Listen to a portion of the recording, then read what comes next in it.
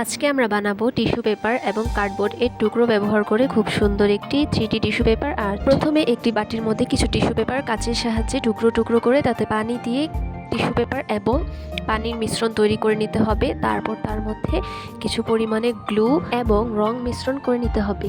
এবং আজকে আমি গোলাপি রঙের ফুল ড্র করব এবং যার ব্যাকগ্রাউন্ড হবে ব্রাউন কালার।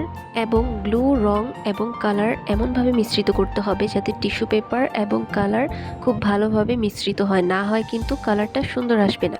তারপর একটি রাউন্ড কার্ডবোর্ডের টুকরোর মধ্যে ফ্লাওয়ার আর্ট করে নিলাম, যার মধ্যে গ্লু বসিয়ে আমরা আমাদের টিস্যুর মিক্সচারটি বসিয়ে দিব। আমি আজকে কাঁচির সাহায্যে বসিয়ে দিচ্ছি, এতে করে খুব সুন্দরভাবে বসবে। এখন ফুলের মধ্যে কলি অ্যাড করে দিব। তারপর ফুলের ব্যাকগ্রাউন্ডটি খুব ভালোভাবে অ্যাড করে দিব। এই তো ডান। And this is the final result. Hope you all enjoy this video. Allah Hafiz. Bye.